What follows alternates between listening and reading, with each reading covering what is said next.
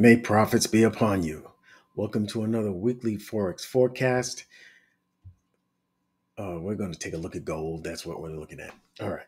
Now, we're looking at the weekly time frame. All right. You can see it's been bullish. Been bullish since last year, October, all the way up. Boom. Higher highs, higher lows. This is a beautiful trend. Okay.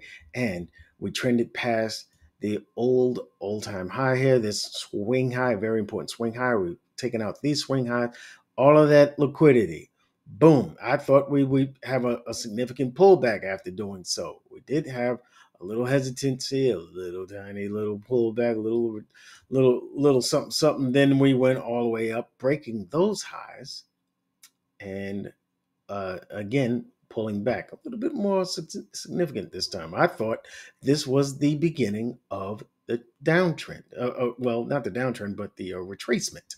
All right, not so much. Why? Because of fundamentals, because of the attackums, because of the Ukraine uh, using the being allowed to use longer range missiles and stuff to go into Russia and all, and that escalated things that causes people to put to seek safe havens like gold, and that's out of the blue. That's nothing that you can plan for. That happened in real time.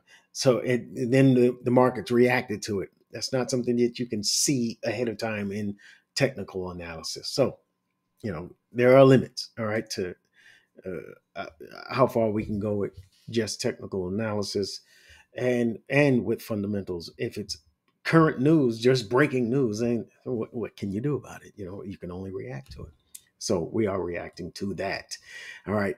Now, that bullishness, look how the previous week had closed. So just really bearish. 3 weeks of bearish candles, one more than the other. And then this expansion. And then we just undid that entire week, closing well above it. And I want to point out too, we are in a weekly fair value gap. All right. Usually when I have this kind of situation, I say, okay, well, we can look for a price to go down from there. The price could use that bearish fair value gap and seek lower prices. Problem is, we closed above this dotted line that goes through the middle. That is the consummate encroachment, or the 50% of the fair value gap. All right. Once you get a price closing past that, once you get price closing past that, without even leaving a wick, there's a tiny little dip dot of a wick there, but basically none. Look at it. This is almost a Marabusu candle. All right. This is just, there's no preparation on either end, right? It just rams. All right. And closed hard. This usually spells that this this fair value gap days are numbered. Okay, so I'm not gonna keep this bearish fair value gap. You know, I'm just don't have the highest degree of confidence in it that it will hold price. One good reason is, look at this bearish fair value gap that we had down here on the daily, right? Price. This is the one that I thought price would trade up to, because there was a bearish fair value gap here. If you remember what my forecast was, I said if it goes past that, we're going up to this bearish fair value gap, and we'll probably take a short from there. We didn't get that short set up here. All right. What did price do? Eliminated it. All right. Just disrespected it all the way up here. Now, am I done? Am I all bullish now? Is the bearish trend over with? Well, what we did was we retraced from discount to premium of this trading range. All right. This is where, we go past the 50%. All right. Past the equilibrium. This is premium. This is discount. You want to take your shorts from premium. You want to take your longs from discount. We are in prime short area. All right. If we use the Fibonacci retracement tool, this becomes very obvious. All right. We're right between the golden ratio 618 and 705, right there. All right. price could easily resume the bearish trend. Price could easily do that. All right. But that breaking news, will it have a carryover? Will the tension subside because you know, because of the response from Russia and the response from uh, the Ukrainians, and how the U.S. might feel, might want to, you know, intervene or whatever, you know, will we continue to escalate and ratchet up things, which would mean uh, the dollar will climb. I happen to think that may be the outcome here. All right, I think we're going to continue to be bullish. I do not think this is just going to be a retracement. However, what I'm going to do is I'm going to look for my sell setups right at this daily. Let me move all of this right at this daily bearish fair value gap. I'm going to look for my sell setup, which is embedded inside the weekly fair value gap right here. All right. I'm going to look for that setup. I'm going to look for on the lower time frames. I'm going to look for a price to make a high, a higher low, a higher high, sweeping liquidity from that previous high, and then a lower low, breaking structure to the downside. All right. And in this leg of structure, I will be looking for price to come back to the premium of the range and continue down. That's what I'm going to be looking for in the lower time frame. That's exactly what we got here. A high, a higher low, a higher high, a lower low, and price coming back to premium. That's why I'll keep my eye out for this setup on the lower time frame, which I mean, my entry time frame is 5 minutes. I'm going to look for a 1 hour POI that aligns with this daily fair value gap, and I will look for my setup. All right. If it doesn't happen, it doesn't happen, because I do believe we may take out this high.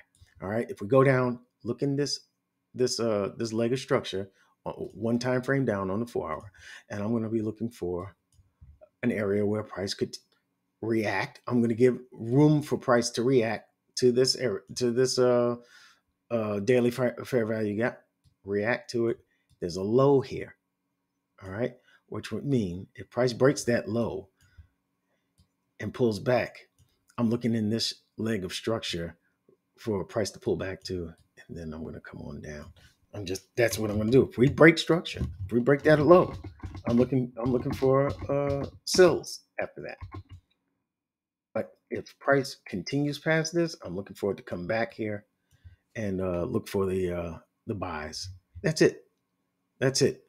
This is going to be a very easy kind of area to watch, and I think uh, uh, if we're careful, we'll see. It's going to be very obvious if we break the fair value gap, the daily fair value gap. If we get a close above it, we'll be looking for buys. Period.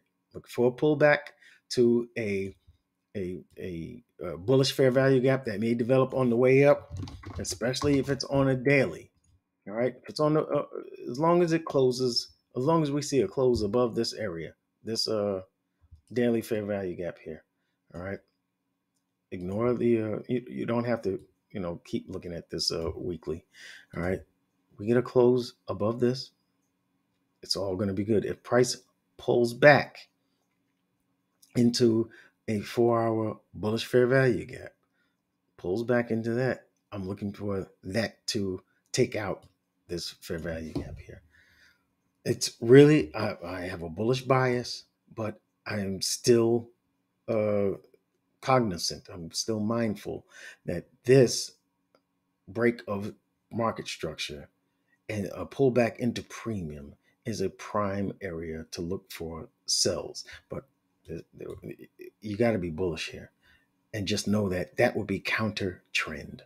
All right, but we did have break of structure, which usually means that the trend up is over.